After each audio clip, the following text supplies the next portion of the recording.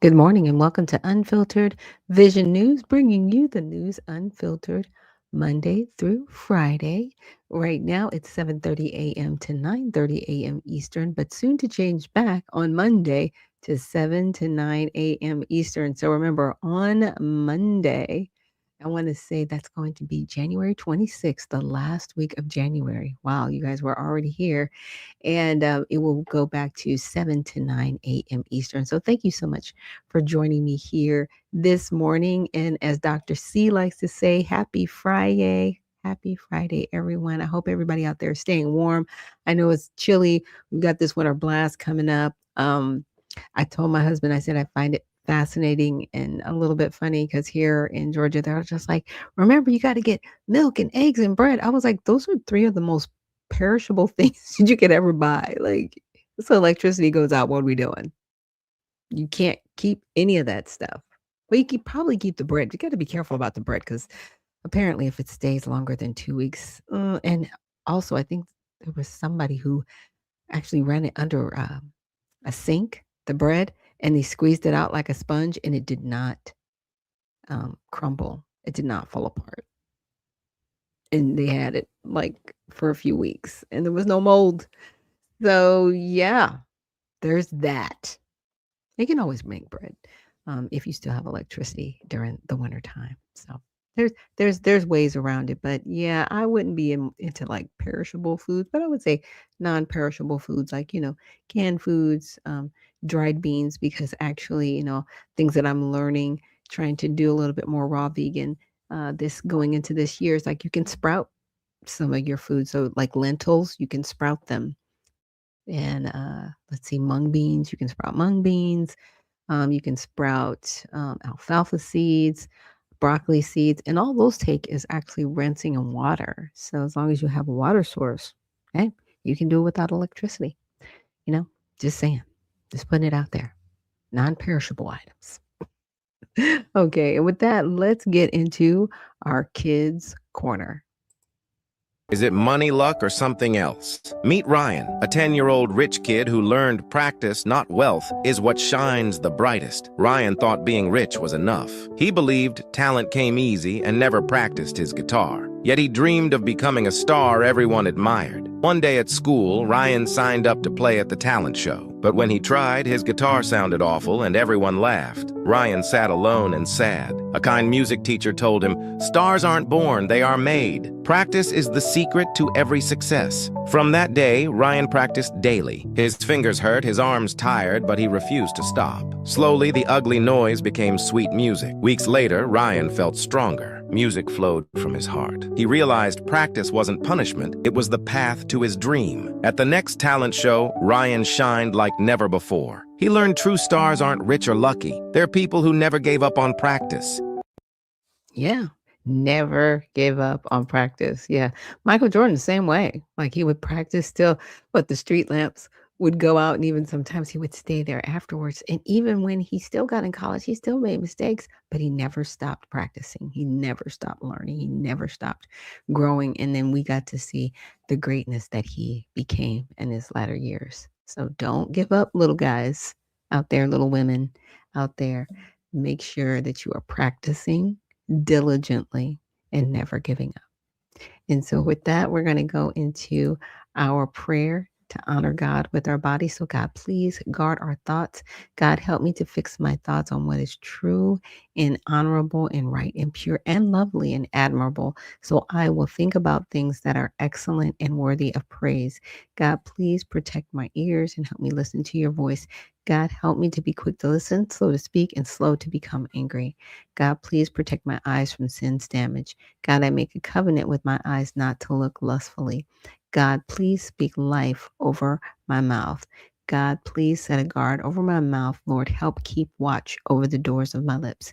God, please help my hands to serve generously. God, help me to do good to everyone, and especially to those who belong to our family in the faith. And God, please help me to honor you with my body. God, help me to honor you with my body. And God, please protect my feet as I walk along your path. God, let your word be a lamp for my feet and a light on my path. And just remembering that prayer daily, diligently, You know, it's practice, right? We have to put actually following God's word into practice so other people can see it. And then I know, it's very contentious being a disciple. And I tend to use the word disciple more because that's what we're called to do. That's what Jesus said. He called us to be disciples according to Matthew 28, verses 18 through the disciples were later called Christians at Antioch. The word Christian only appears 3 times in the Bible, where the word disciple appears over 200 times. So we have to remember that, right? And we don't want to be watered down. We want the gospel to be attractive to others. And it's sad how people have used the Bible to control other people. They've used the Bible to manipulate people. And that's really sad because God, wants us all saved. But it also says in the Bible that there's going to be false prophets, that there's going to be people out there to do harmful things, even with his word. So we have to make sure that we are staying diligent, right? We really, really do have to make sure that we are doing what is right. And with that, I'm going to get into some of these articles. Now, the first one, I came across this on X, formerly known as Twitter. And I found it fascinating because this is a Native American woman. And she's going on a rant about the colonizers, right? Saying that, white people, they came and they colonized, they did this and that and the other. And what I find fascinating about it is, the Native Americans, they got restored. They do have land. They have a land of bureau and management for their people.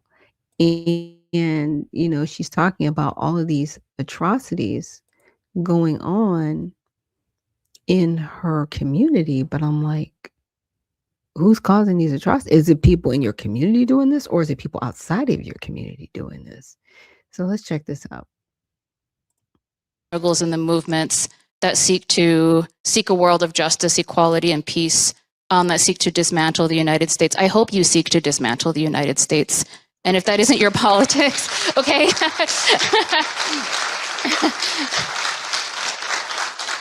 I speak as if everybody has this commitment. And the thing is that you should listen to Indigenous people when they're telling you that this is the goal. And that not only is this the goal, but this is the starting point. Because I think Nick articulated this very clearly. Decolonization is the only thing that is going to save us as a species. Is the only thing that's going to save us as a planet. And everyone should just be on board with it, no questions asked. And I say this sometimes on the podcast, our Red Nation podcast, on the co-host of Red Power Hour. Of the most oppressed ass people in Turtle Island, Indigenous women are on the top of that fucking list, okay?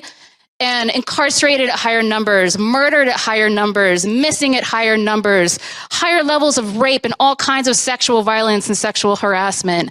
I mean, Indigenous women struggle so hard under the settler regime that is. Now, I find this interesting because I'm like, okay, who else lives in your community? If it's a specific area for your community. So your community is this is the part I don't understand. You're in a tribal area. I didn't think anybody else could live in there. So you're saying you're the most oppressed and it's on your land. Like, what's going on with your people then? And you're talking about, we need to go against the colonizers. Okay. Well, if y'all haven't even fixed it in your land, like, what are you really calling for? It's complete anarchy. This is the part that's strange to me, but let's continue. The United States and the way that heteropatriarchy ties so closely into that. And if an Indigenous woman is telling you that decolonization is the solution, and also that there is real hope and that Palestine offers us, we said this in the speech, Palestine is the alternative path for Native nations. And this is because we understand Palestine and the liberation of Palestine is the tip of the spear. right? It is a righteous struggle, and it is so powerful that it has literally, in 60 days, changed the entire world. The entire world has changed. I knew it. I knew it the moment that it happened, that nothing, and I mean nothing, for colonizers or for any of the good, humble people of the earth would be the same ever again. And we need to lean into that. Lean into the fact that colonizers are scared. Lean in to scaring them and making them feel uncomfortable, right? It is because we have power. Wow. Okay. In my opinion, is spoken like a true leader of a cult. Because it's like if you don't think this way, no, no. This, like I said, how did Palestine come into your conversation? And we're talking about the United States. Like it, I mean, you're again. This is ideology. This has nothing to do with governance. You want complete anarchy, not governance. You don't want people to actually be afforded any goodness in life. You want complete anarchy. I feel bad for the people of Palestine, but they do not have a solidified government. As far as I know, I'm not really into that conversation, so I'll say allegedly. Maybe they do, maybe they don't. Let me know in the comments if you guys have any more information on what's going on with Palestine. I know that there are people there that are suffering, right? They're not a part of the government structure. I don't think they should be bombed into oblivion, right? Nobody should be. You know, I don't like everything that Israel's government's doing, and I'm definitely praying for the people of Israel that they are okay, because we still forget that their government called all of them to be inoculated during the pandemic. And if they weren't, they suffered consequences. Oh, yeah, that happened. But now Israel's like, hey, United States, you need to support us, especially the Christians, because we're Israel. No, it doesn't work like that. You're not even a Christian country. Christians make up less than 5% of your country. But we're all supposed to just cape for you because you're Israel? Stop that. Now, that has to do with the government. And I don't like it that they are making that into a conversation of theocracy, because we are not a theocracy. We are a republic here in the United States. So what are we doing? Yeah, there's a lot of questions on that. I'm just saying. So just to cover a little bit about what she was talking about, because it kind of, like I said, it threw me off, because I'm like, Indians have gotten their, I won't call it reparations, but they've been restored on this land. You know what I'm saying? The United States was like, yeah, we did y'all wrong. So we are going to give the indigenous tribes of this country, we're going to make sure there's a Bureau of Indian Affairs, which does exist. We are going to ensure and make sure that you have repair, right? So the video features this professor, Malani Yazi, and she's an indigenous activist. She was speaking at a panel discussion. She advocates for decolonization and dismantling the United States as a settler regime, emphasizing ongoing harms to Native Americans, such as higher rates of incarceration, murder, disappearance, rapes, and sexual violence, particularly against indigenous women. Again, who's living in your community? Is it just you, or is it other people? That's the part that you're not answering. So she links this to a broader liberation struggle, including Palestine, and calls for making colonizers uncomfortable. However, the video does not mention or outline the specific benefits or reparations provided by the United States for historical wrongs against Native Americans. Instead, her rhetoric implies that existing measures are insufficient or non existent, justifying radical action. Okay. So I just wanted an outline of what's going on. So, monetary compensations, these include payouts from claims, commissions, lawsuits, and acts addressing land loss or mismanagement.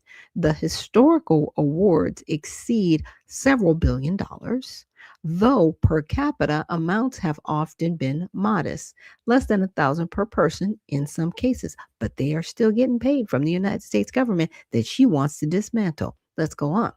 So, Indian Claims Commission, 1946 to 78, it established to address grievances over seized land and broken treaties awarded to 176 tribes. Um, Bans based on historical research. Funds were distributed to groups or individuals, often for tribal projects. Now, the amount and the impact, it was 1.3 billion total, equivalent to 10 to 15 billion today, adjusted for inflation. So they get an adjustment within this repair.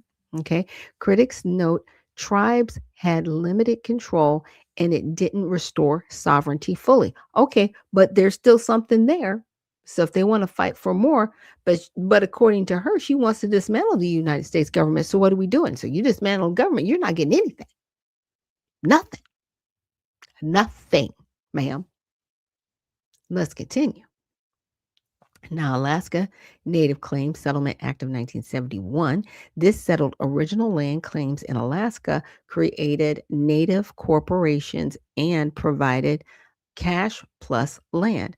963 million plus 44 million acres of land to 80,000 Alaskan natives led to economic development, but also corporate exploitation issues. Now, the Navajo Hopi Rehabilitation Act of 1950 funded infrastructure, education, and economic development for Navajo and Hopi tribe after land disputes and relocations. They got 88.5 million over 10 years, supported soil conservation businesses, and off reservation employment. So they got employment on and off of their reservations. Now there's the trust fund mismanagement settlements of 2016. So resolved lawsuits over federal mismanagement of tribal resources, royalties from mining and grazing. Okay. So they were awarded 492 million to 17 tribes, part broader 3.4 billion in the Obama era settlements for 100 tribes. And again, she wants to get rid of the colonizer. She wants to dismantle the United States. Okay, but y'all getting paid. I'm just saying, I don't understand your argument. What's going on? Pueblo Land Acts, okay, compensated Pueblo tribes for lost lands due to non native encroachments. And that was in 1924. They got 1.3 million plus land title adjudications disputed as undervaluing losses. And then there's the Zuni tribe settlement as of 1990 for land loss and damages from erosion, mineral extraction. They got 25 million for lost land plus 25 million for damages plus 25,000 acres returned and a trust for sustainable development. So you have an office, Bureau of Land Management, you've gotten restoration. And if you want some more, I guess you can get it because you've gotten it. Okay. I guess you can still go for more, but you want to dismantle the United States that, I'm not saying that they were perfect, but I am saying that they are trying to restore you. What's your issue? And who's committing all these crimes against these indigenous women? Who's living on your land? And if it's your own people, then y'all need to have a meeting. This has nothing to do with us. Nothing to do with us. This is your people. You need to have a meeting. Y'all need to get together, have a Zoom call, do what you need to do, but don't try to destroy the rest of us for your ideology and your cult mentality. Because for you to sit there and act like, well, if you don't believe this, really, ma'am, y'all have a whole office in the Department of the Interior. Stop it. Stop that. Okay, I'm not. I'll make sure to link this in the repost to give you more of what they're doing, but they've got land returns, sovereignty recognition. Stop. Stop. I don't know what your argument is. I, I don't know what you're upset about, but it sounds like there's an issue in your house that you need to deal with. And it has nothing to do with the American people because y'all got paid. Don't want to hear it. You've got land. And again, if there are injustices that you still feel that you're entitled to, apparently y'all know how to get this done because you've got stuff on the books getting it done. So hey, continue. I'm just saying. It's awkward. Now, the next article we're going to get into, you guys may or may not have heard about this occurring. I just found out about it yesterday. But apparently, there was a situation with ICE in Minnesota and a young woman apparently accusing ICE of abusing her. I'll just say that. She accuses them of hurting her, throwing her on the ground. Remember, I said throwing her on the ground. But apparently, she spit on one of the agents. Apparently, she was born here in the United States. She is of Somali descent, so maybe her parents were refugees that came here and all that.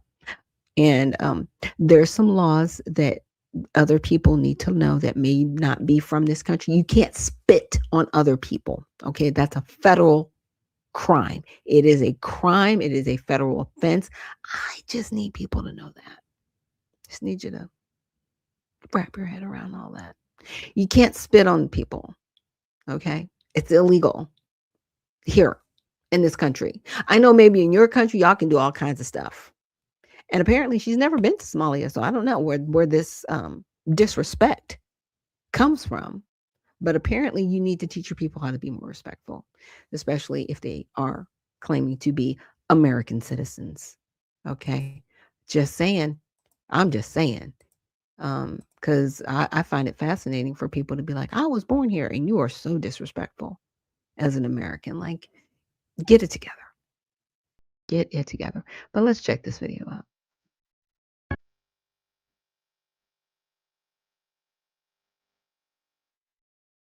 And that's what we spit on him.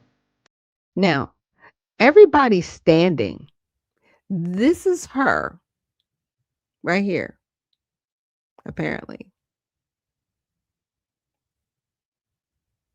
Or somewhere in this crowd. Do you guys see anybody on the ground? Anybody need to be picked up from the ground?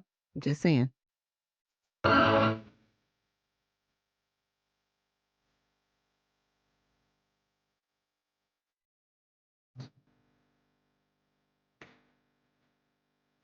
Still not on the ground. She's still walking. She's still on your feet. On her feet. Still on her feet.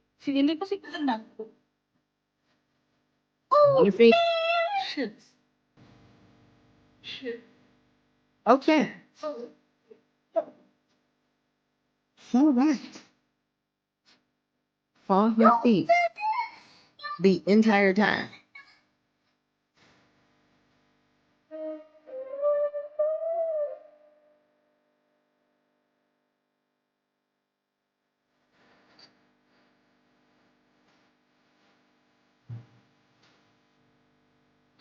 And this is the video that they're showing on X because her claim is that they threw her on the ground and all this other stuff. Did you guys see anybody on the ground? I did see somebody get spit on because they kind of recoiled back like, what? What's going on? Yeah, you're getting arrested if you spit on anybody, especially a federal officer.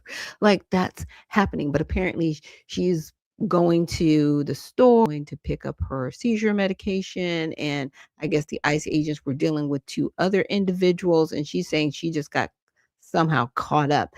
No, it looks more like you were messing with the ICE officers because you spit on somebody. Like, what is wrong with people? It's interesting. Okay. So apparently this 23-year-old of Somali descent, she was born in Hennepin County, Minnesota, and raised in St. Paul. She has no criminal record, okay, and she lives in an apartment complex. I'm not going to say all of this because it's already in there. She is described as 5'4", 112 pounds. She lives with her father named Muhammad Ahmed. On the 14th of January around 11 a.m., Ahmed was leaving her apartment complex to pick up her medication at the pharmacy when ICE agents who were targeting two Somali men in the area whom she did not know intervened. Okay. So it's interesting because the way it's written here in Grok, it's kind of like, I know they're pulling this from a story and they're trying to summarize it. So it's like, was she intervening with these other two individuals that she didn't know, apparently? But she did insert herself in a situation where she shouldn't have been, because why are you even near the ICE agents? If it's nowhere near your car, like, why are you even in the proximity of them if you're supposedly going to the pharmacy? That doesn't look like they're in the way of the pharmacy. There's no pharmacy there. It's a parking lot. So what are you doing? And why are you there? And I really hope we get some cell phone footage um of a more up close and personal situation so we can get some audio visual of what's going on, because she's claiming that they abused her and all these other things. I didn't see anybody push her on the ground, but she did spit on somebody. Okay. And according to her accounts, they surrounded her, shoved her to the ground, pinned her down with knees and elbows. Anybody see that? Handcuffed her and used significant force, including one agent allegedly using the N-word as a racial slur, which is weird. Okay. Neighbors filmed the incident, showing more than a dozen masked agents forcing her into a vehicle. Now that we did see, but it only took like maybe 3 of them to get her in the car. She's 112 pounds. Like, she ain't fighting nobody. So Ahmed reported screaming and crying as it was her first arrest. She was placed in the vehicle with another woman described as Native American and injured, where they held each other in fear. I don't know how you're holding each other in fear because you were locked up in handcuffs. So I'm not sure how that's happening. Like, none of this makes sense. You saw the video. The video is not even lining up with what this says, because apparently she was on the ground. Did you see anybody on the ground? She's 112 pounds. Nobody needs to wrestle you to the ground for nothing. These men probably bench press 150. Okay. You're 112 pounds. Stop that. Stop. Okay. So we're gonna continue to go down. So these are the images. This is the scar that she's claiming she received from the ICE agents that wrestled her to the ground. Her scab.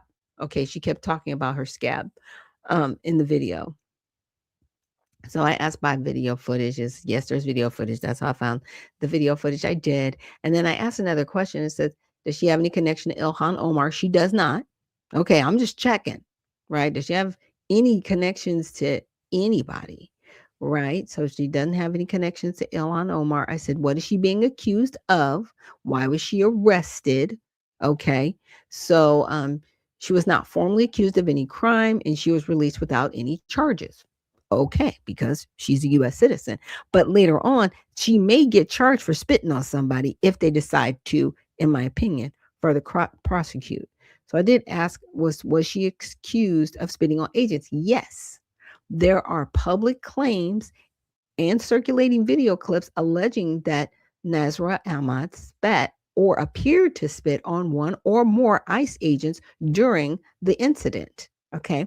This has become a point of contention online, particularly on X, but it has not been formally confirmed as an accusation by ICE or DHS in any official statement. So no charges were ever filed against her for assaulting, spitting, or on any related offense. So it's allegedly that, it's alleged that she did it, but it hasn't necessarily been confirmed. So we'll wait. We'll wait to see what's going to happen with this case. And I said, is she affiliated with any organizations? I wanted to find out, is she with, maybe the NAACP, ACLU? Is she working with anybody like the unfortunate mother who lost her life, Renee Good? She was affiliated with, some different associations. We didn't know till afterwards. So apparently, no, there's no evidence that Nasra is affiliated with any organizations, activist groups, or advocacy networks. Okay, so I just wanted to check and make sure, because sometimes when people are acting in those ways, they're doing it because they know that they have the backing of other groups. Now, for broader context, Minnesota includes organized resistance of ICE operations, like groups like COPOL, ACLU Minnesota, uh, IAD, Leads, Immigrant Defense Network affiliates, or Neighborhood Watch efforts. Okay. So coverage frames her incident as an example of alleged racial profiling during Operation Metro Surge, sparking community outrage in Somali areas, but she is portrayed as a private citizen victim rather than an activist or member of any group. Here's my thing. How did you get to where, from your front door to where the ICE agents were, if you were on your way to get your medication? Why are you even over there? What is your motivation for even being over there if you're supposed to be doing something else? And you have seizures, apparently, allegedly. You know, I'm saying you're not well. Praying for that, right? That you get better, that you are, that you are healed from that. But why are you there? Like, why are you putting yourself in harm's way? There's no reason for you to be over there with any ICE agents if you're supposed to be picking up your medication. And those are the questions that we need to find out. Like, that's what we need to figure out. Like, why are you even over there? Ma'am, these individuals doing some of these things, I'm telling y'all, it's interesting. But again, happy Friday to everybody. And Rob says she's probably spit after they had accosted her. Let's find out the sequence of it. Yes, it does look like she is swarmed by the agent. Yeah, I mean, and it's weird. Like I said, I get it that they all kind of come around her, but why are you even there? If you are going to pick up medication from the pharmacy, that's not the pharmacy. From the vantage point of the person taking the video, it's a very large parking lot. Why are you over there? Where, you know what I'm saying? Like, you could have walked around it. You could have took, another sidewalk. Hey, even if you wanted to record what was happening at a distance just to document, hey, this is happening, to two other people that are of Somali descent in the area. You could have did that, ma'am. But no, why are you there in their midst? Because they're not going to look for you. They're in the middle of the parking lot. It's that part. It's that part we want to make. We are gonna hopefully find out one day soon. We'll see. Hopefully, there are closer up recordings with some audio visual. You know how things happen over the weekend. So we'll see. Now, this next video I'm going to play, this was interesting. Apparently, someone of Somali descent, they were arrested and they were pleading to get deported as opposed to sentenced. Committing fraud on a massive scale and using daycares as your cover-up, this court sentences you to 30 years in state prison. Can you just deport me, please? Absolutely not. You'll do your full sentence here and will be deported afterwards. Okay. So judge shut that down. He was like, no. Nope. Not getting out of incarceration. Because deporting somebody, they're still free. You know what I'm saying? Without any sentencing. But at the same time, I'm like, we paying our taxes for this nonsense. Can we just send them to El Salvador? I'm okay with that. He can serve a sentence there. And then he can get deported. So, yeah. You don't necessarily have to be in jail here. Because we do outsource to El Salvador. And I am totally okay with that. Maybe that might stop people from doing anything. It's like, yeah, you go to jail, you're going to go to El Salvador and be in prison. I think people they might think twice about crime. Maybe. I don't know. We'll see. Because we want people to be rehabilitated, obviously. But I don't know, when you get into that kind of crime and you're used to deceiving people in that way, I'm not sure what your rehabilitation looks like so that you are a functioning member of society again, where you're not going to commit those types of crimes again because it was so easy for you to do it in the first place. So we'll have to see really how that plays out. Let me get back to my notes because sometimes I just get ahead of myself a little bit.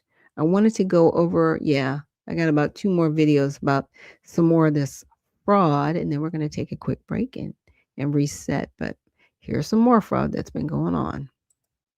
That's my property, all of it. You can't just open it like that. We followed procedure. The bag flagged on screening. We No, need to I'm document not the begging. It's contents. cash for my family. Do you hear me? I send it home. You touch it, you will be arrested. I know my rights. Please keep your hands clear. We're recording. Okay, apparently this is about $800,000 that she just thinks that she can just go through the airport with. Actually, you cannot do that. But see, people have been allowing them to get away with it for so long and no one stopped them that's why she's fussing. She's fussing because they've been doing this. But now that everybody's like, they're really doing this? Yes, they're really doing this. They've been doing this for, maybe close to over a decade, getting away with it, by the way. And now everybody's on it like, wow, okay, well, maybe we should stop them. Yes, I even have another video of it, and I'll just attach that as a bonus video. But this is going on, and it's sad. It's like, no.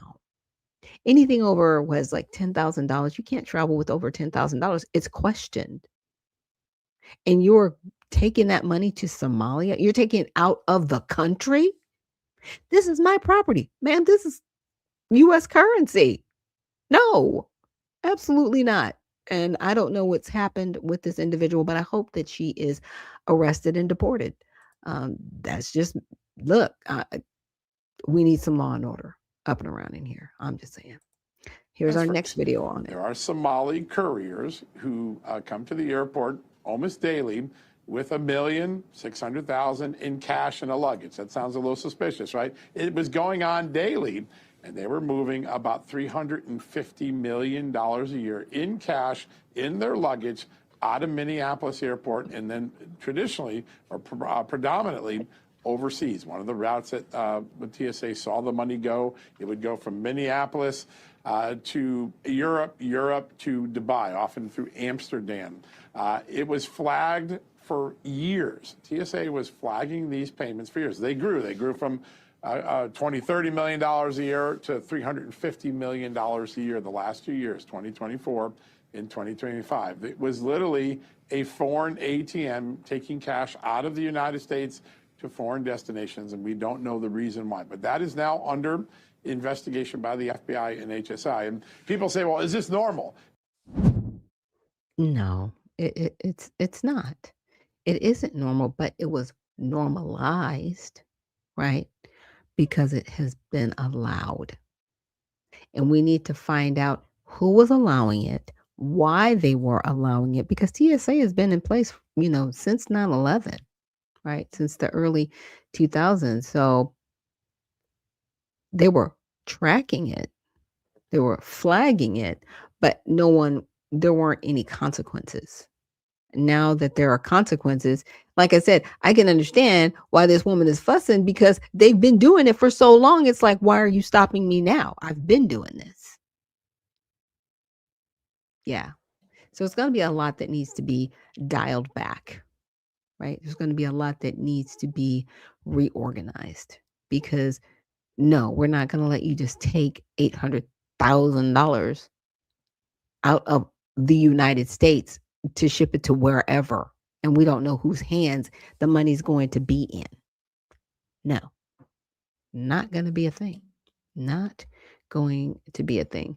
So with that, let's take a quick break. And when we return, we're going to get into some more of this news going on in Minnesota. And then also just check out a few pieces of legislation that have gotten passed by the House. But thank you for joining me here on Unfiltered Vision News, and we will see you on the other side.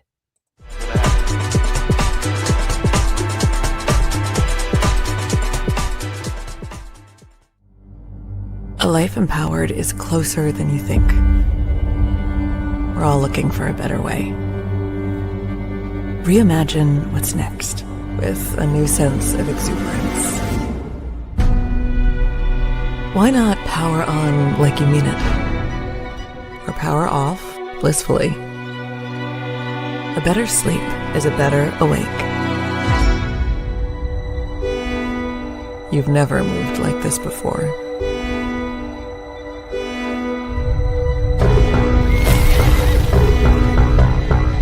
With the energy nature intended. Imagine reprogramming the way you look at the speed of science.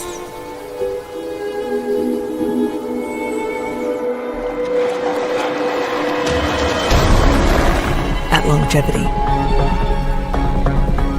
At exhilaration. It's next level rejuvenation. Taking well-being from the inside out and outside in. The light within is ready to ignite. Be the light. LifeWave.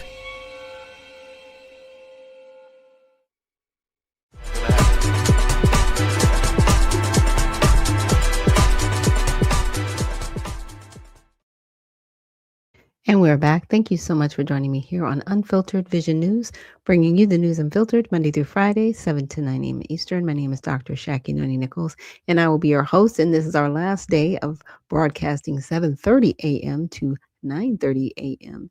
Eastern. So with that, we're going to go into our next article. And this one is talking about some of the fraud going on, but also what's happening as far as the incident that happened this past Sunday at the church in Minneapolis.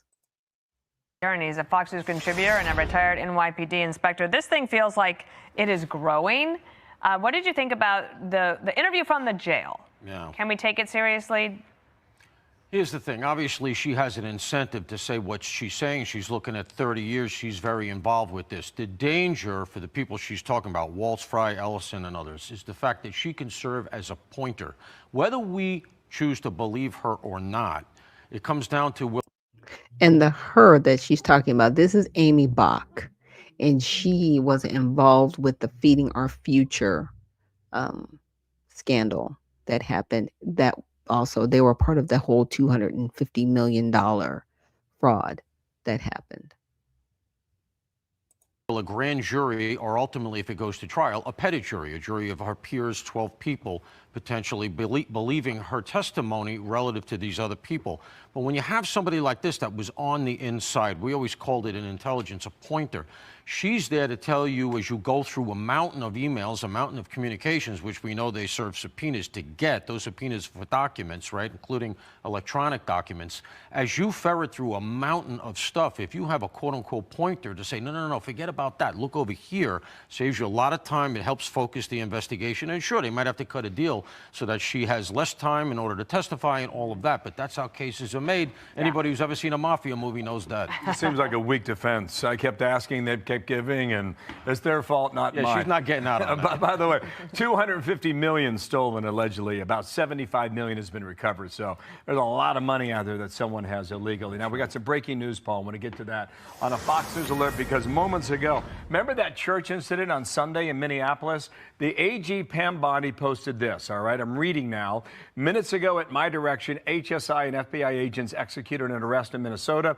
So far, we've arrested we'll come back to that. So far, we have arrested Nikema Levy Armstrong, who allegedly played a key role in organizing the coordinated attack on City's Church in St. Paul, Minnesota. We will share more updates as they become available. Listen loud and clear. We do not tolerate attacks on places of worship, end quote. I want you to react to that, Paul. But on Monday, Trish McLaughlin was on with Dana and me. And part of her answer said, I think we will be seeing mugshots very soon. She was tipping her hand that arrests were on the way, and this is the first one that's been made. Yeah, and look, there's going to be very, very little that they can do in defense of this because it's on film, and for once they didn't cover their faces. Now here is the thing that's going to come out of this. You have her under arrest, now you're going to get the communications. And this is where it starts to spider web out. You start to see who was talking to who showed up in regard, including Don Lemon. How much did they all know going in? That imports things like conspiracy charges, which can be quite heavy. There's criminal civil rights charges that are implicated in the church incident. This is also because one of the things that we found out about that was that they were targeting them because they were privileged white supremacists. We talked about that earlier in the week. Not only did that come out in the video and that they said something like that in the church, but then after the fact, Lemon talks about exactly that, putting a racial overtone in the whole thing, which potentially could import a hate crime. So this There's was another really thing badly about this, done. the woman that they've just arrested. I talked a little bit about this on the 5 yesterday because Cam Cawthorn, he writes for Fox Digital, and he had a piece about her. So she's been doing professional protesting and organizing for a long time. She gets a lot of grants from different nonprofits, and she's always made more money than she has spent. So like there's a financial incentive for her. There's a business model for these types of things. We've talked about this really since I've been on the network. One of the things that I've tried to sort of bang the gong on that I think a lot of police who do investigations see that the public doesn't see is that there is a career protester. And it has developed over the last, let's say, dozen years or so into a very lucrative industry. And you have people who do this for a living, make a ton of money. Yes. They weaponize people who don't know any better. And to use the Leninist term, useful idiots. They're looking for any cause in the world. They get them out of the campuses. They grow those groups and those institutions. And then they pick out people who want to stay in that world, who don't go back to East Cupcake and get a job eventually after college. They stay in that. They become the middle management, and it grows and it grows. It's very much like any other industry. The problem with it is if you dig down deep enough, you find out that there's tax money going into all of this stuff. Yeah. Keep in mind, she said so far, so that would indicate more to come. There's more coming. Thank you. I mean, trespassing at a minimum. I mean, you were not invited in. That's not your property. At the state level, where's the minute? Well, by the way, this is St. Paul. Where's the St. Paul chief of police? Fair point. I'm Steve Ducey.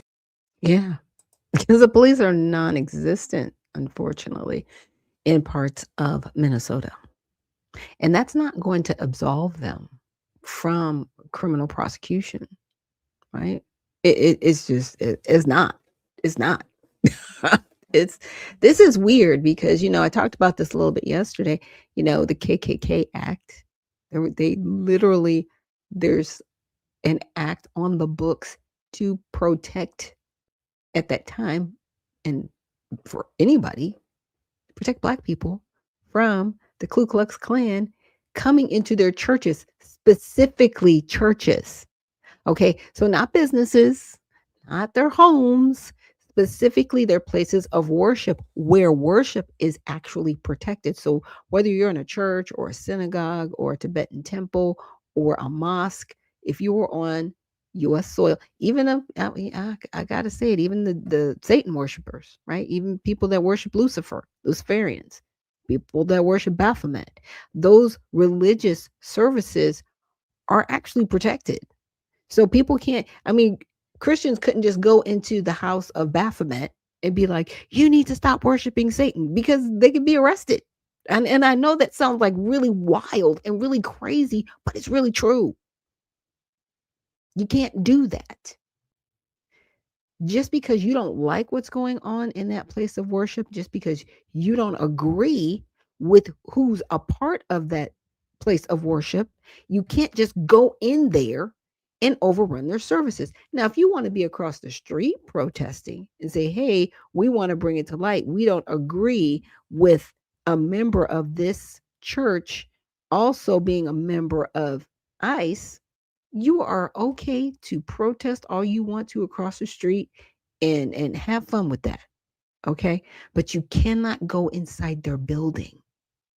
And that's what we're all talking about right here.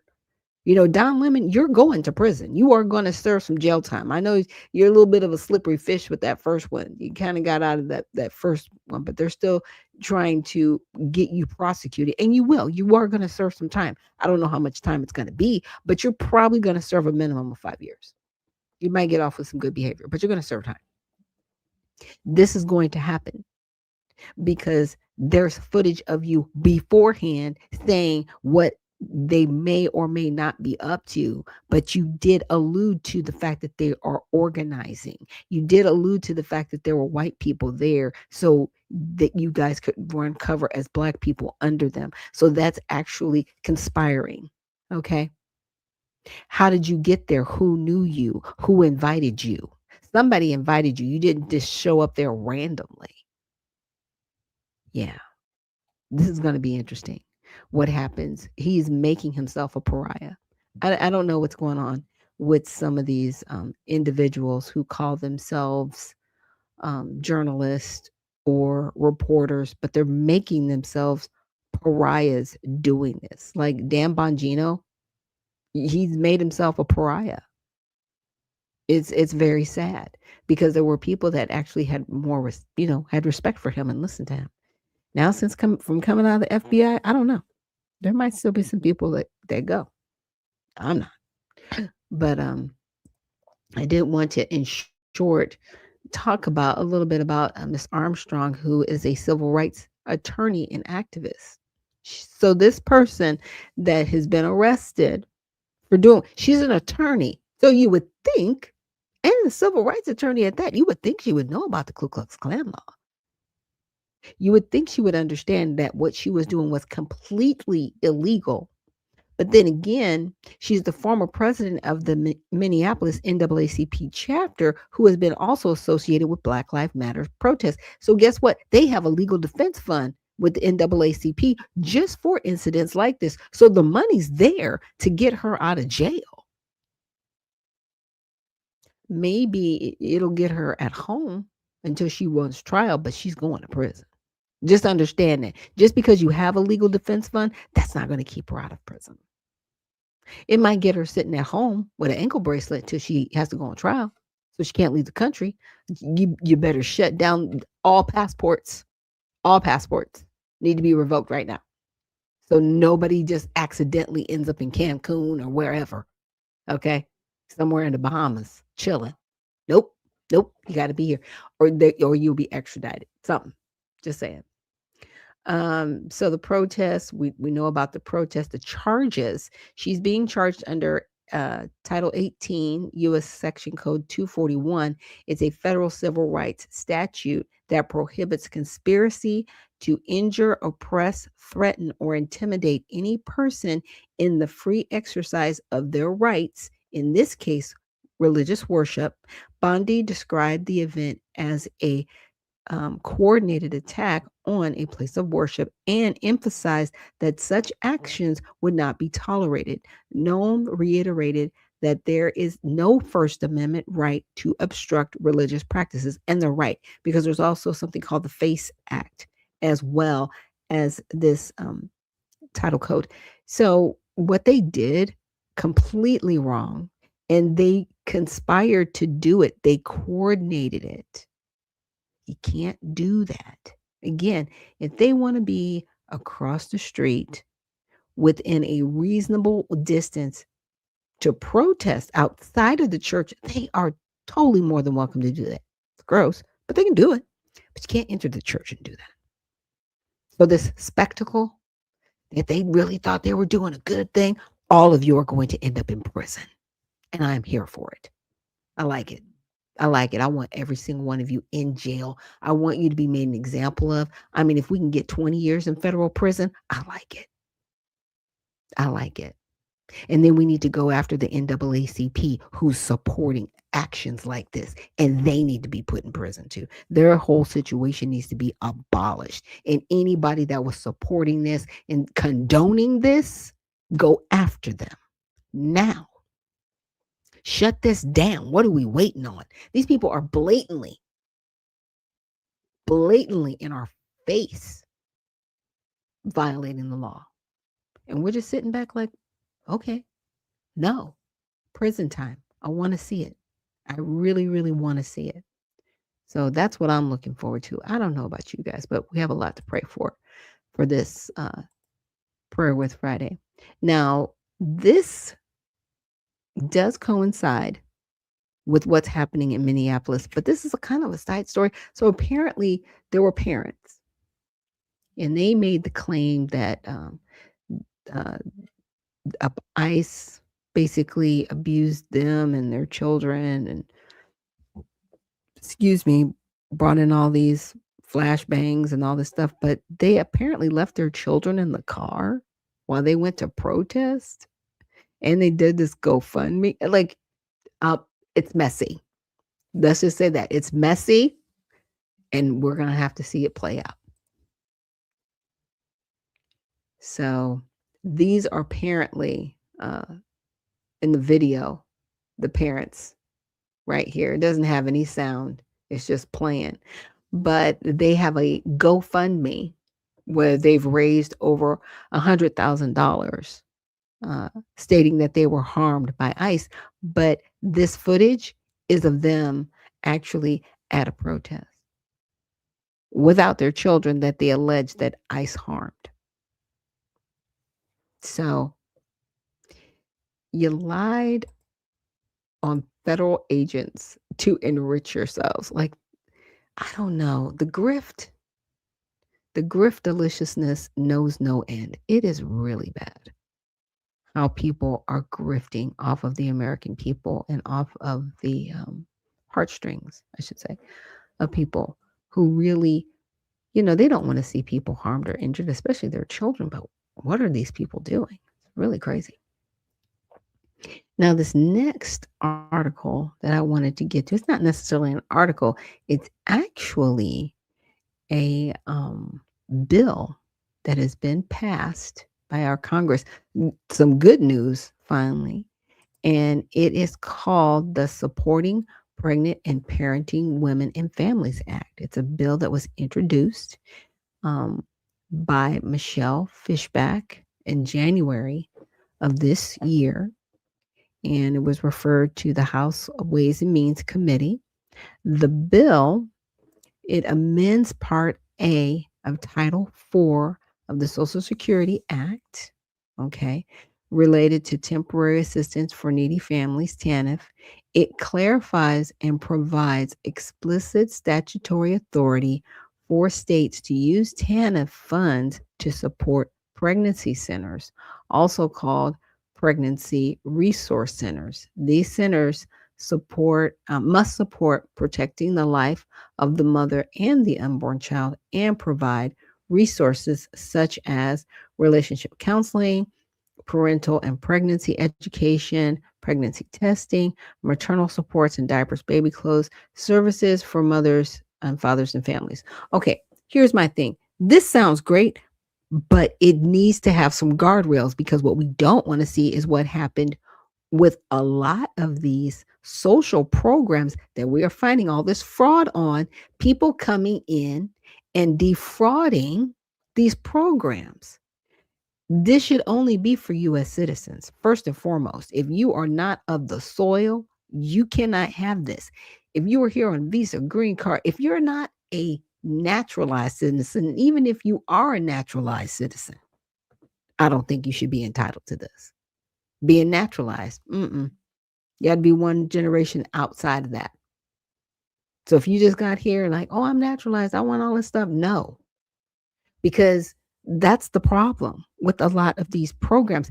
It's set up and it looks really wonderful and great to help people, right?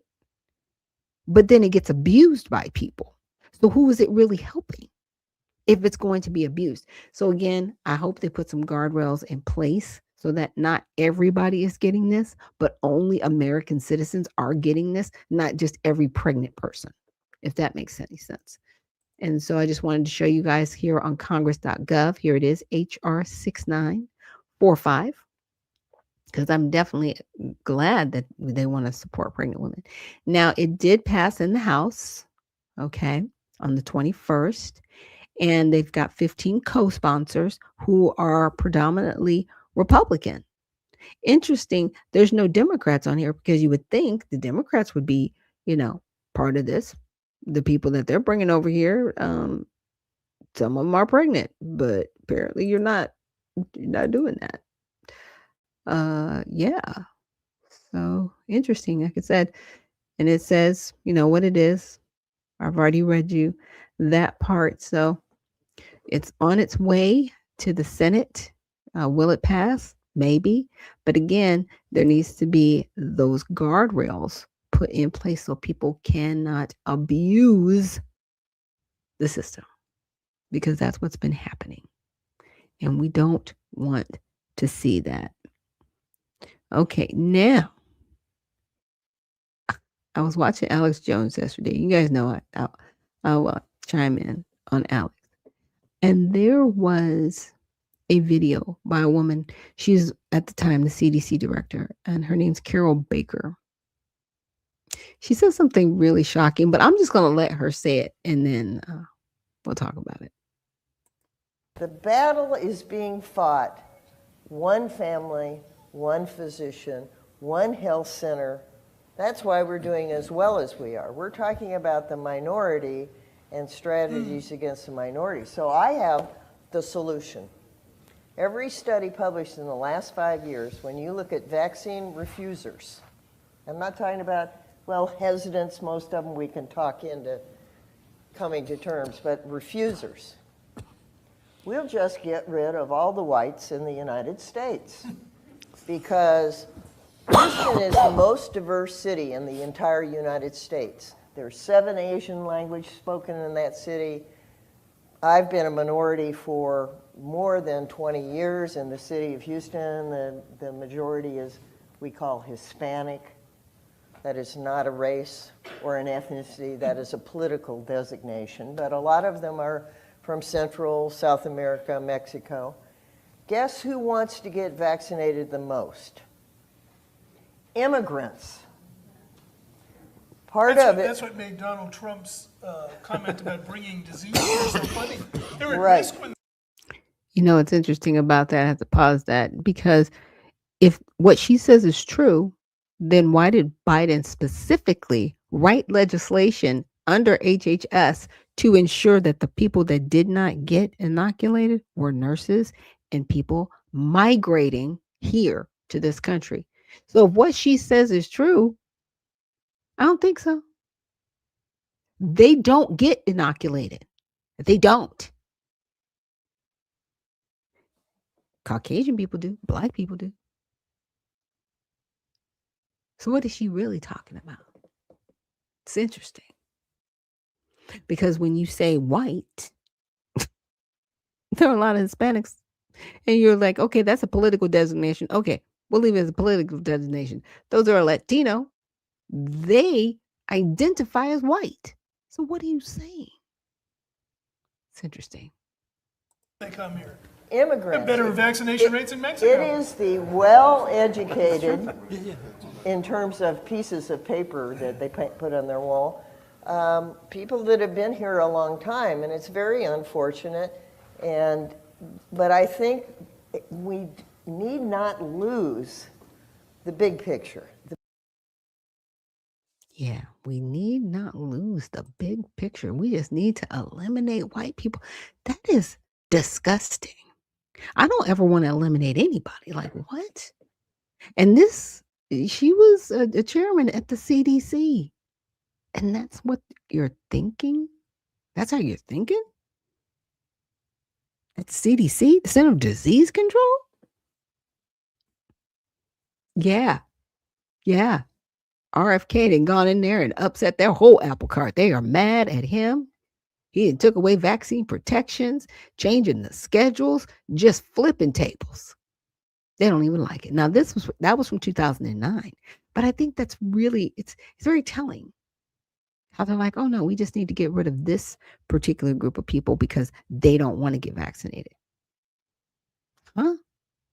But now, you got to throw black people in there too, because we're just like, no, we're not going to be your lab rats.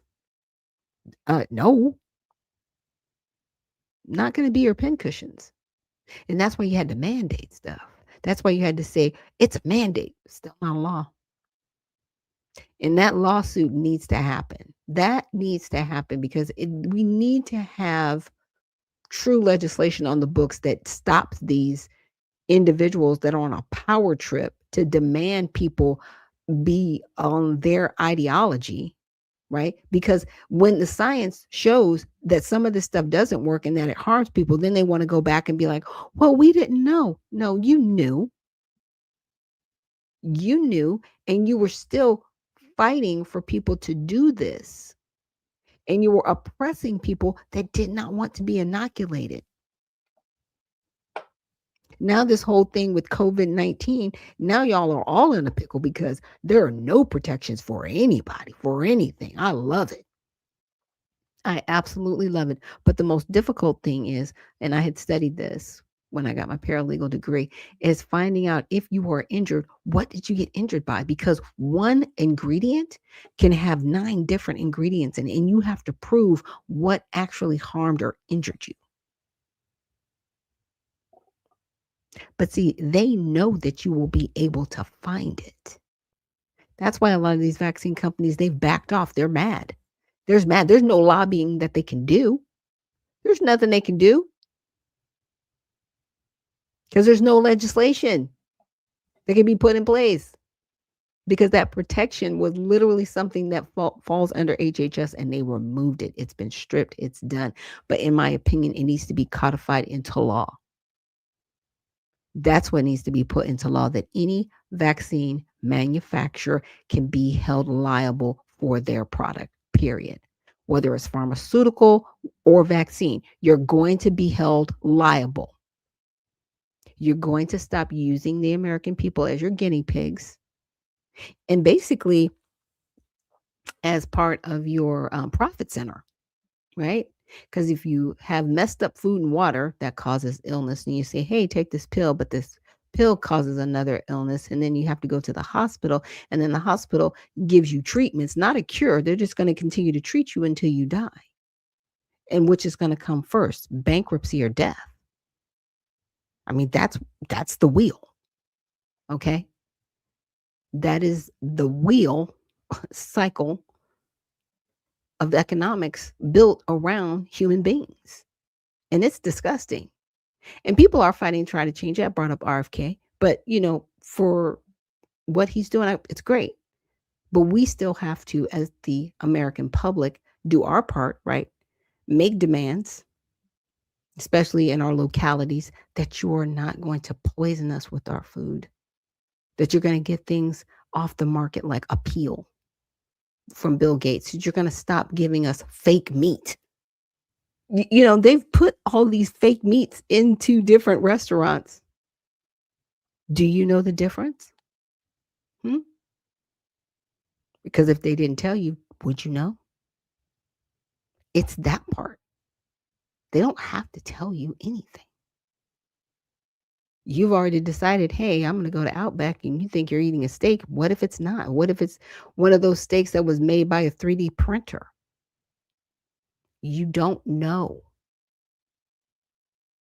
And that's the part that we need to demand as a public and say, okay, we need full disclosure. If you are going to serve us stuff like that, we need to be told better.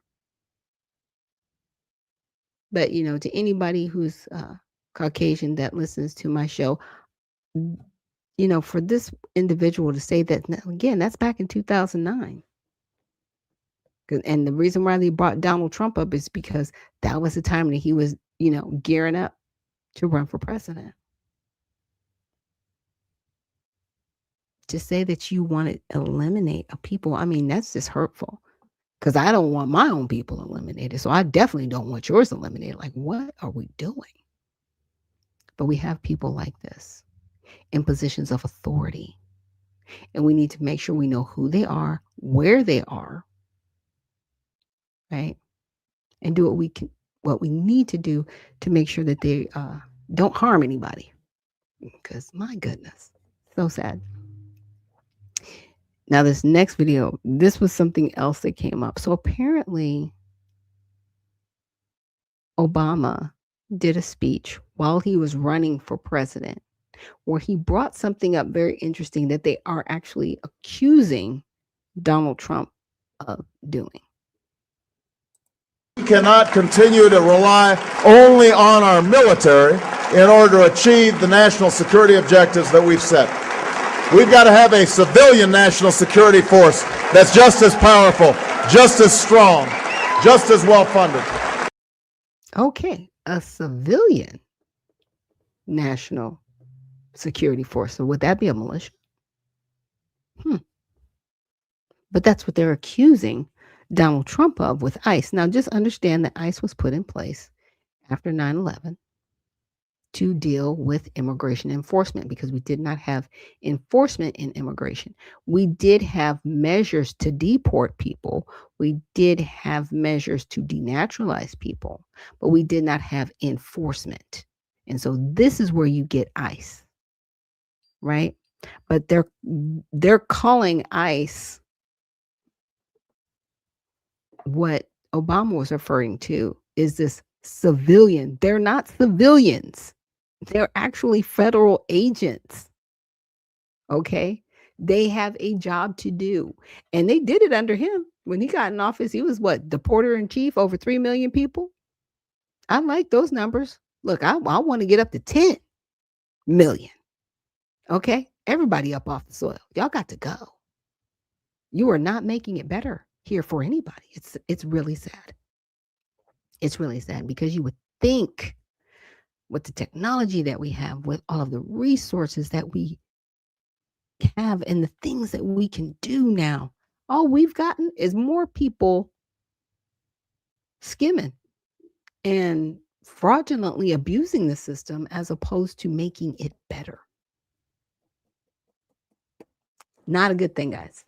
It's just not a good thing. So with that, I want to get into some of these articles from all sides. I have to keep going back and forth to my other screen. So, wow. Okay, so some good news. U.S. homicide drops by 21%. It's the lowest level since the 1900s. I think that has a little bit to do with people that have been removed from the country. Okay, I think that's a good thing. So the Council on Criminal Justice found 2025 murder rates dropped 21% compared to 2024 and could be the lowest number since the 1900s. So after examining violent crime in 35 cities, the report found a decline of 11 of 13 major crime cities between 24 and 25, with 9 crime categories falling by at least 10%. So carjacking rates fell the most with a 43% decline, followed by robbery at a negative 23%, gun assault 22%, homicide 21%, aggravated assault 9%, and domestic violence 2%.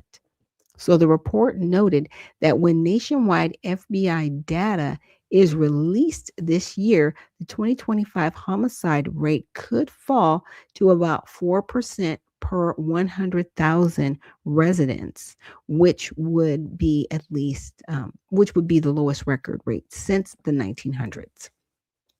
And the largest single year percentage decline on record. Drug offenses were the only crime category to increase, with a 7% increase, while sexual assault crimes remained the same. And that's sad. We need to do better with the sexual assault crimes. But interesting that the drug offense were the only crime category to increase. Yeah, because we still have the mafia that's allowed to walk the planet and do whatever they want to do. You're not locking up people. And it's like, yes, I do understand we are going to have crime because there are people that they're just going to commit crime because they want to. I don't know. But why aren't we locking up the people that we know are committing the crimes? Is it because they own the judges and the politicians and the police? Yeah. We know who owns you. Politicians. We know who owns you. But the question is, what are you going to do about it? Are you going to fix this? Or are we just going to let this be like, yeah, well, they've been doing it for this long, so we're just not going to mess with it? Nah. You need to lock them up. All of them. Get them up off the streets. Get the drugs on the decline. Okay? Shut this down. Because it's not going well for everybody.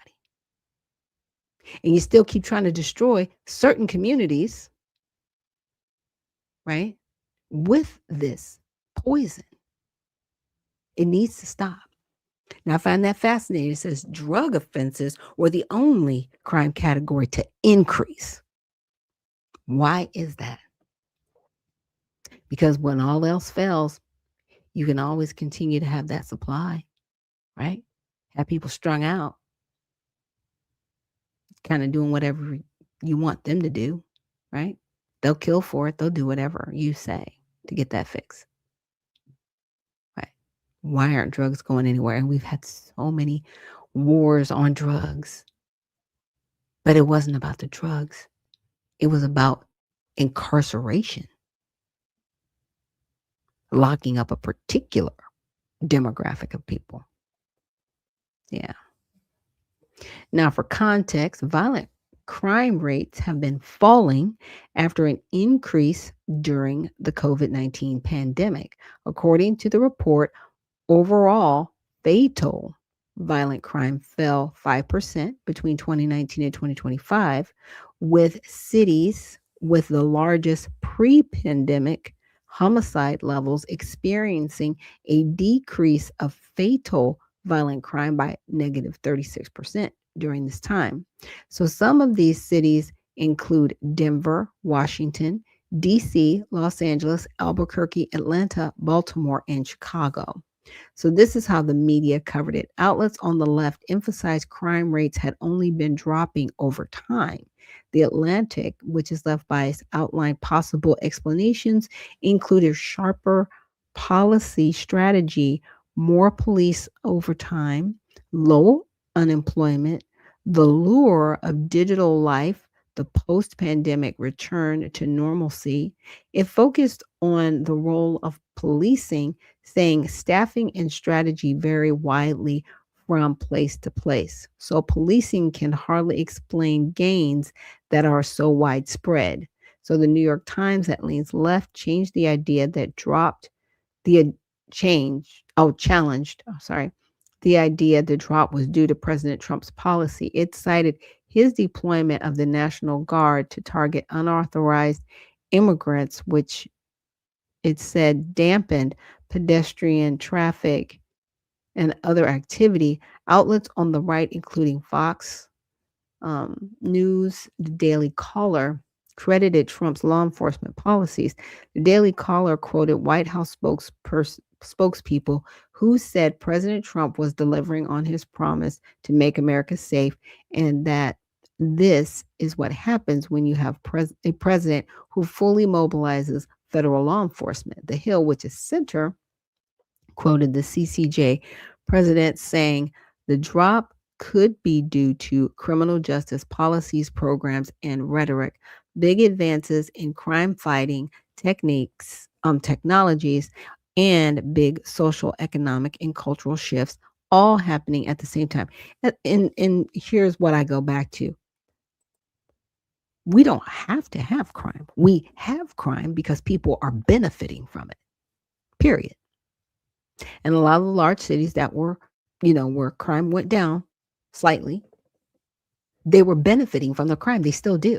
You think, well, how do they benefit? Well, if you keep the prisons full, because you get money for the prisoners, you get grant money, you get federal funding, you get city funding.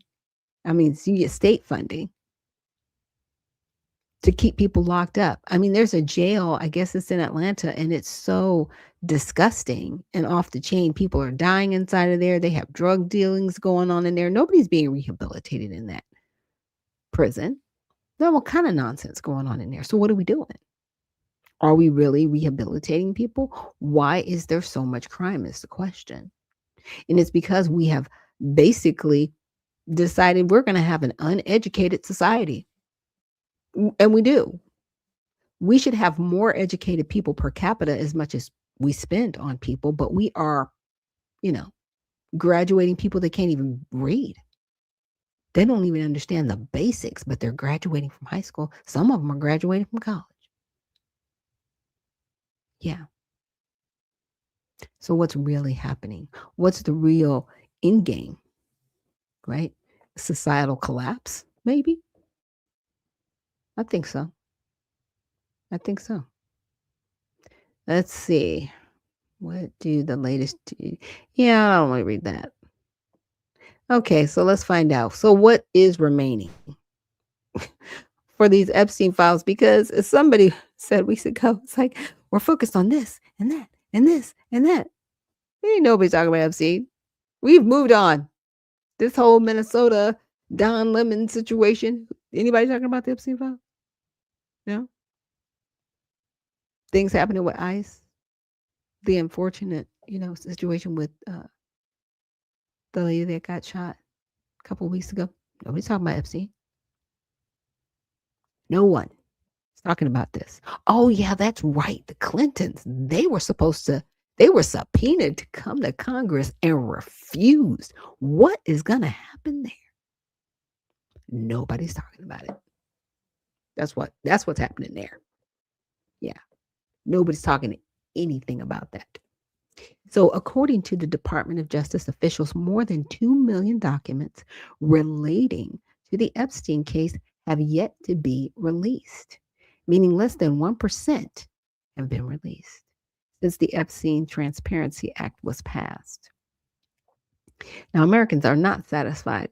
CNN, that leans left bias, conducted a poll suggesting that 6% of Americans are satisfied with the information released by the DOJ thus far, and nearly 9 in 10 Democrats, 72% of independents, and 42% of Republicans believe the government is intentionally withholding information.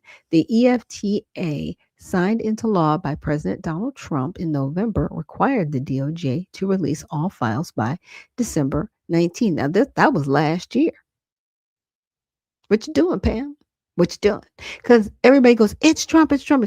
He's not sitting there doing administrative work. Calm down. Stop that. That's not what he does. He signed it into law. What's happening with the DOJ? Why aren't they releasing it? And then when they did release some of the documents, they could be unredacted through a notepad on Apple. And then they had to retract some of those documents because they had to figure out, like, oh, yeah, that. Y'all are paid to do a job. Really? Just sad.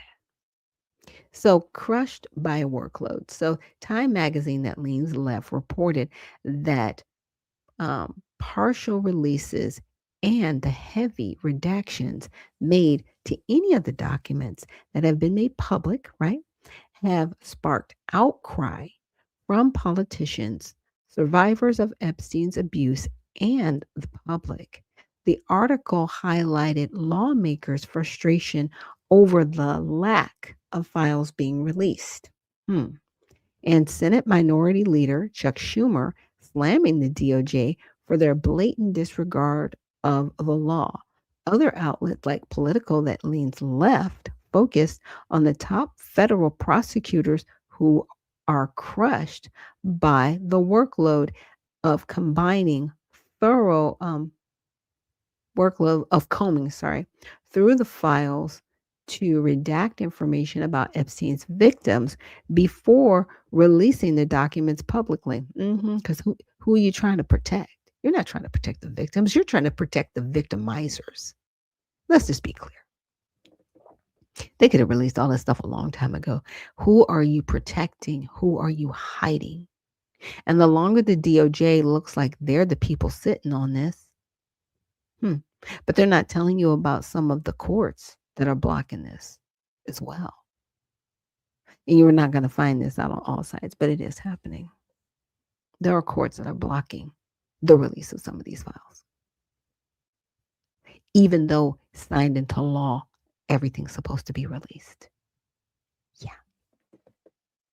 So the article, quoting unnamed sources familiar with the scale of work, saying the task is stretching prosecutors too thin and pushing their work to be the back burner at that, while people in the office hope the task will take no longer than a few months.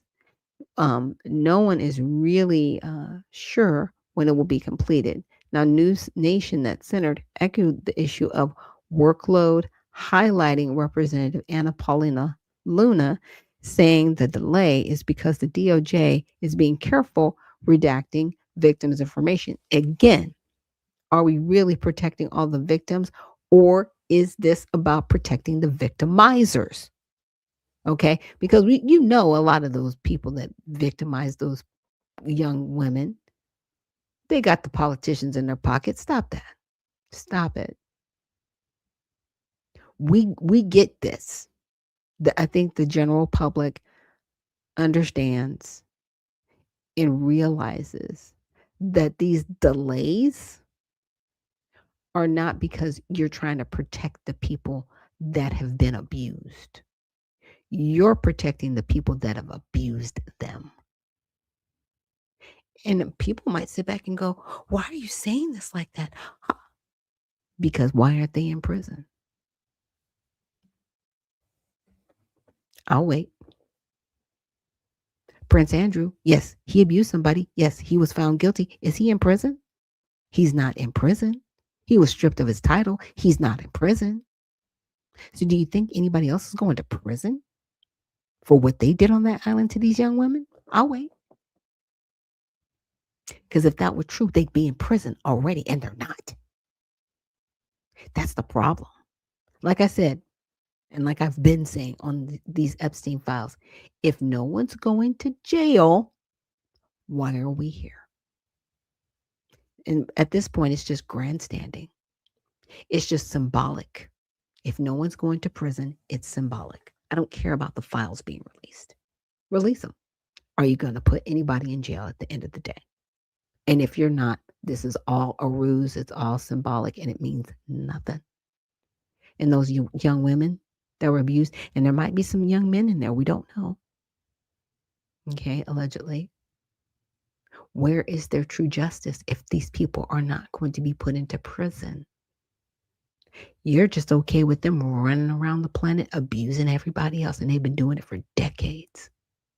And you're okay with it because they're not in prison. So I don't want to hear it.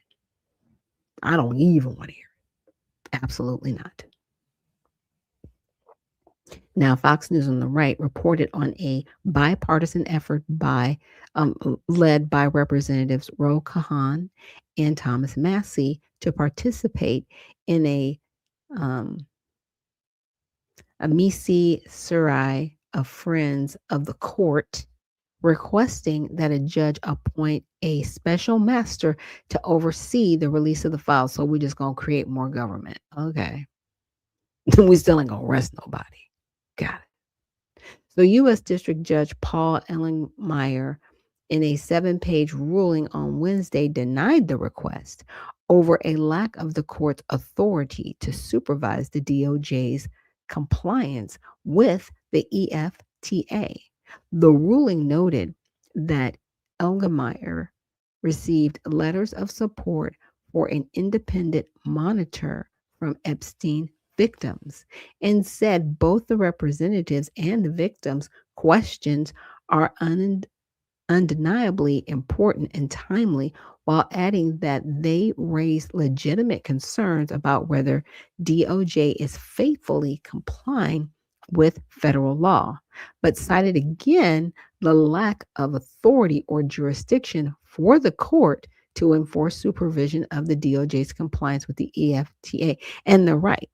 They don't have any authority. They don't. It's not their job.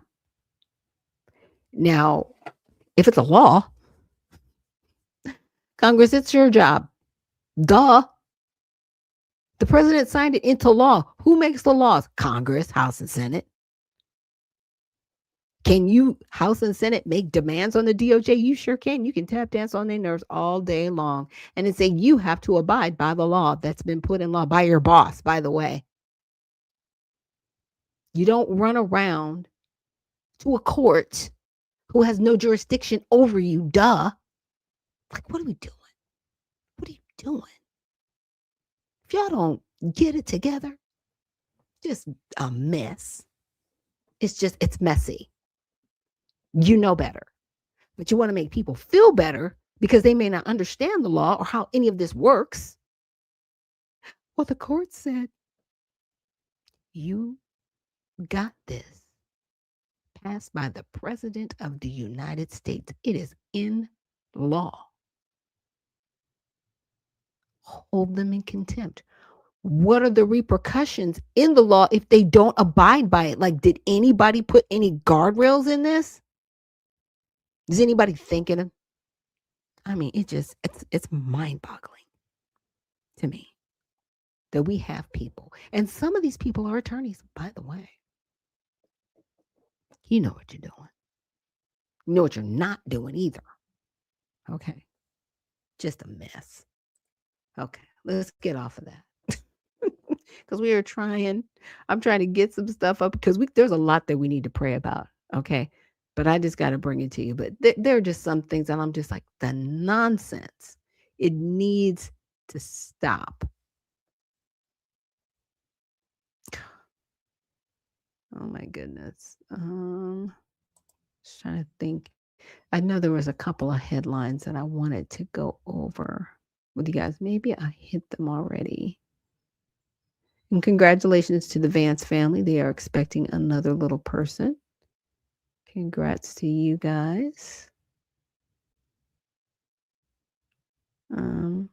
Yep. He's still talking about Greenland, you guys. He is really, really wanting Greenland. It's kind of crazy. We talked about tariffs the other day. He talked about how he said ICE may make mistakes, which is really, it's true. They're human beings. Interesting. Now, I did come across this because a lot of people have been bringing up DEI, and I was in a, I don't want to say a space, but someone had brought up DEI and affirmative action and saying by getting rid of them, it's hurting Black people. Well, they were never really put in place to help us. They were put in place to help other people because other people actually benefited from affirmative action and DEI, but they used our face. Now, DEI is far more nefarious because people keep looking at it like, oh, it's like affirmative action. No, it's not. It's a part of what's called an ESG score, which they have in the United Nations. So an ESG score, let's just look at the ESG score like a credit score. Okay. And the more DEI programs that you facilitated, the higher your ESG score is. And basically, a part of the United Nations club, you're going to get a little bit more preferential treatment, we should say, as a corporation, because it doesn't fall necessarily on governments, it falls on corporations, individual corporations. But what they do is they will ding people, right, if they don't have these DEI programs. And people that are part of ESG know this. That's why they're still fighting to keep this in place. Okay, so I just want everybody to understand that background, because I know people are like, well, Donald Trump deemed DEI illegal and he's getting rid of all of it, and it's unconstitutional, because DEI is unconstitutional because it has nothing to do with our Constitution. It's all about the United Nations. Okay, so you've got to tie it back. So people standing around whining and crying, oh my gosh, DEI is gone. It was never helping Black people anyway. They just used Black people to be the face of it, so everybody will feel sorry. Like, oh my gosh, we have to help the Black people. Okay, we'll do this. Stop. It was hurtful. I'm glad it's gone. It needs to be abolished, but they need to tell the true story about it and stop just saying it and call people out that are trying to keep it in place and why they're trying to keep it in place. Yes, universities too, because you got to remember, these universities, they're not just government entities. They're not government entities. They're private organizations. They get government funding, right? When people have their Pell Grants or their federal student loans, that's the government type money that they get. And they also get subsidized by the government. But they're private institutions, which means they deal in the public sector. Okay. So these DEI programs, again, they're attached to this ESG. So on Monday, Texas Attorney General Ken Paxton declared over 100 diversity, equity, inclusion programs to be unconstitutional.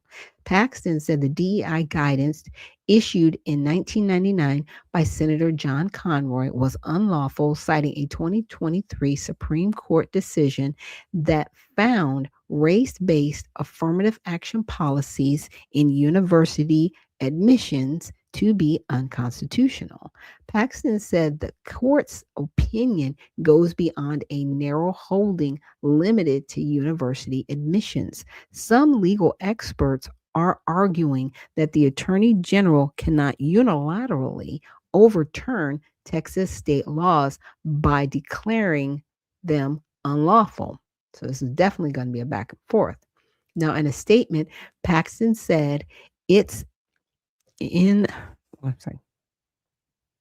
imperative that all private sector employers, schools, and state local government entities based on this legal opinion immediately abolish and any DEI affirmative action or unconstitutional discrimination programs under their authority.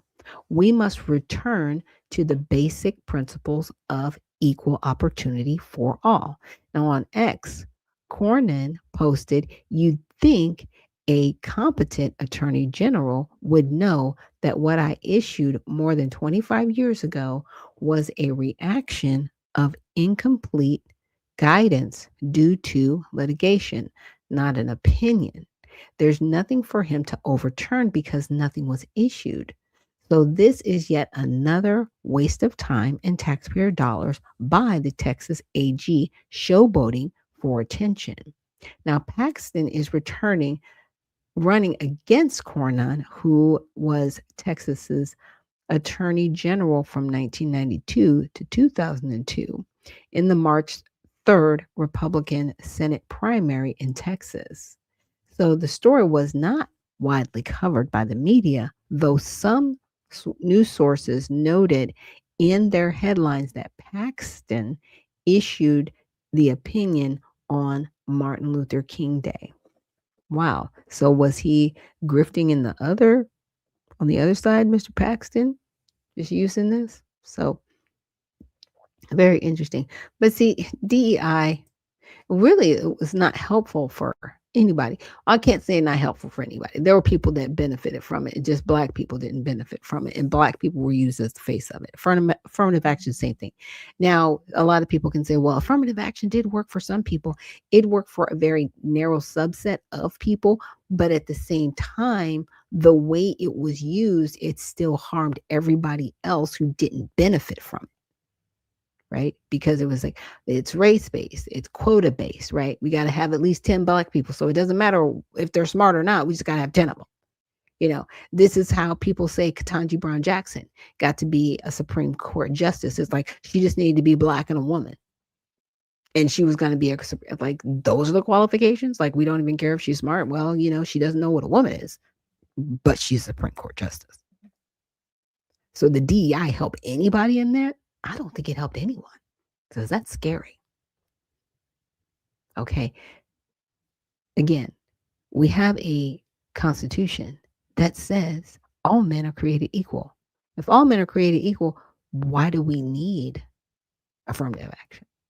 Why do we need a Civil Rights Act if all men are created equal? But nobody wants to answer that question.